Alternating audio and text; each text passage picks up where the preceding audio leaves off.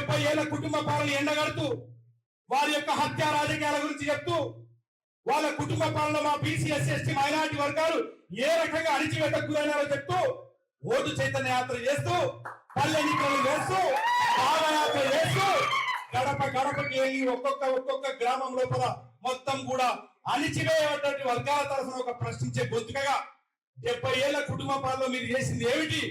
మాకు విద్య లేదు, వైద్యం లేదు, సరైనటువంటి రోడ్ల సౌకర్యాలు లేవు, అనేక రకాలుగా పైగా ఓట్లప్పుడు మా ఇంటి ముందరకు వచ్చి మా భుజం మీద చేయేసి ఎంతో అన్యోన్యంగా నటించి మా భుజం మీద చేయేసి మా ఓట్లు వేయించుకున్న తర్వాత తిరిగి మేము మీ బంగాళాఖాడికి వస్తే మాత్రం మీరు మా ఇంటి దగ్గరికి వచ్చినప్పుడు మా ఒంటి మీద ఉన్నటువంటి కండువాలు తీసి తుడిసి మా బంగారెడ్డి వచ్చినాడు, మా కృష్ణమోహన్ రెడ్డి వచ్చినాడు అని చెప్పేసి మా ముఖం తుడుచుకునే తువాలు తీసి వాళ్ళు కూర్చునే కాడ తూడ్చి కూర్చోబెట్టి చాయ్ ఇచ్చి నీళ్ళు ఇచ్చి వాళ్ళకు ఓటేసి అధికారం ఇస్తే అధికారం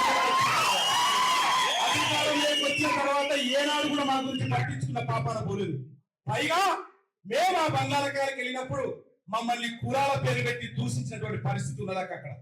కాబట్టి ఆ పాలన గద్దెదించాలని చెప్పేసి 2018లో పెట్టినటువంటి పోరాటం, ఇక్కడ యూనివర్సిటీలో పోరాటం తర్వాత అక్కడికి వెళ్ళిన తర్వాత తెలంగాణ రాష్ట్రం ఏర్పాటులో మొదటి ప్రభుత్వం వచ్చిన తర్వాత కనీసం కొట్లాడి రాష్ట్రం తెచ్చుకున్నటువంటి పార్టీ ఈరోజు మార్పు అంటే ఏంటి?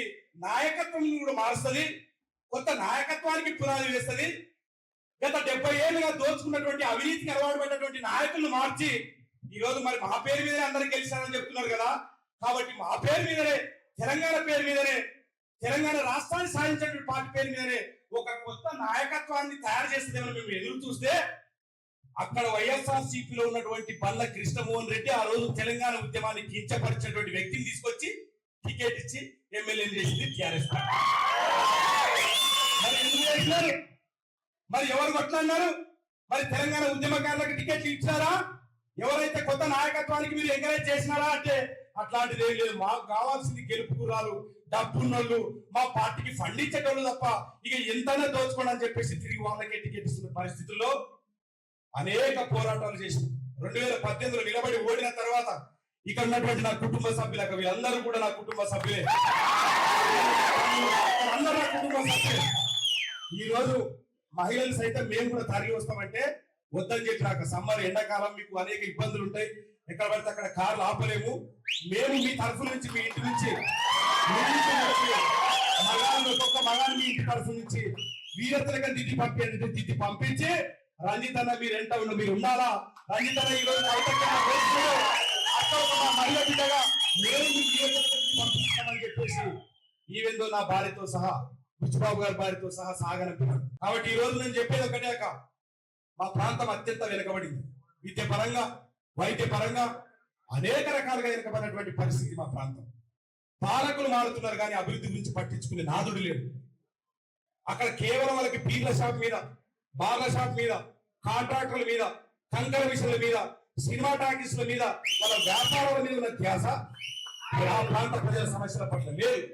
నేను ఒకసారి చెప్పిన 2018లో నిలవనప్పుడు చెప్పిన అదే మాటను మళ్ళీ రిపీట్ చేస్తా ఉన్నా. నేను ఆ రోజు ఏమన్నాను? నేను ఒకటే మాట, అయ్యా 70 ఏళ్ళ నుంచి మీ కల్తీ మందు తాగి తాగి తాగి మా ఓటర్లు కనీసం మా ఊరికి ఓటేద్దామంటే నరాల బలహీనత వచ్చి మాకు ఓటేద్దామనుకున్నా కూడా మా చెయ్యి మీ వైపు వచ్చి ఓటు పడుతున్నటువంటి పరిస్థితి ఉన్నది.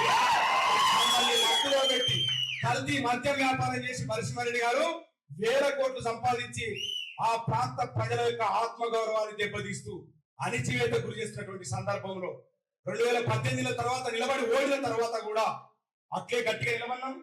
ఆ ప్రాంతంలో సీపత్తి రైతుల గురించి కొట్లాడినాం, ఆ ప్రాంతంలో విద్య లేకపోతే కొట్లాడినాం.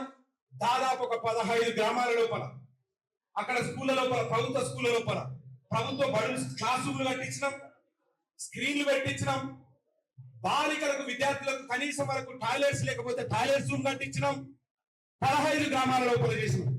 దాదాపు 20 గ్రామాల లోపల కనీసం వీధి లైట్లు లేకపోతే కూడా వీధి లైట్లు ఏర్పాటు చేయించిన మా ఆధ్వర్యం లోపల. దాదాపు విత్తన పత్తి రైతులు 50,000 మంది రైతులుంటే 50,000 మంది రైతులు కేవలం 40 మంది ఆర్గనైజర్లు మోసం చేస్తుంటే, అన్యాయానికి గురి చేస్తుంటే ఎవరు పట్టించుకునే నాదుడు లేక 40 మంది ఆర్గనైజర్ల అణిచివేతకు వ్యతిరేకంగా పెద్ద ఎత్తున పోరాటాలు చేసినాం. వాళ్ళపైన కేసులు వేసినాం, హైకోర్టులో పిల్లు వేసినాం, నేషనల్ గ్రీన్ ట్రిబ్యునల్ లో కేసులు వేసినాం.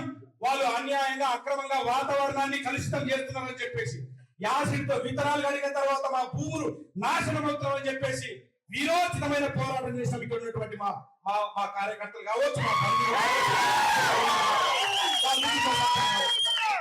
ఆ సందర్భంలో నా పైన అనేక సందర్భాల్లో దాడులు జరిగినా కూడా ఇదే మంది ఇక్కడ ఉన్నటువంటి ఇదే నా బంధువులు, ఇక్కడ ఉన్నటువంటి ఇదే నా కార్యకర్తల బలంతోనే ఒక ఊరి నుంచి ఇంకొక ఊరి పోయే క్రమంలో ఎక్కడ దాడులు చేస్తారో మా అన్న మీద అని చెప్పేసి బండ్ల మీద, టూ వీలర్స్ మీద మళ్ళీ ఒక ఊరు దాకా వచ్చి వదిలేసి అక్కడి నుంచి మరో గ్రామం పోతుంటే అక్కడి నుంచి ఒక 30-40 బండ్ల మీద వదిలేసి వెళ్ళేవారు. చివరికి నా ఇంటికి వచ్చి ఇల్లు ముట్టేంత వరకు కూడా నన్ను ఇంటికి చేర్చేవాళ్ళు నా బంధువులు. కాబట్టి ఈరోజు వీళ్ళందరూ తీసుకొచ్చి యాక్చువల్ గా మాకు ఒక తృప్తి ఇంకేమంటారు, భారీ బహిరంగ సభ పెట్టి మిమ్మల్ని అక్కడికి తీసుకెళ్లి మా కార్యకర్తలందరూ మీకు పరిచయం చేద్దాం అనుకున్నాం. కానీ ఇప్పుడున్నటువంటి సమయాభావం లేకపోవడం వల్ల, ఎందుకోసం అంటే పార్టీ ఏర్పాటు అనే ప్రక్రియ చాలా దగ్గరికి వస్తున్నటువంటి సందర్భంలో లేదు రంజిత్ మీరు తొందరగా నిర్ణయం తీసుకోవడం చెప్పడం మా కార్యకర్తల అభిష్టం కూడా అట్లే ఉన్నది.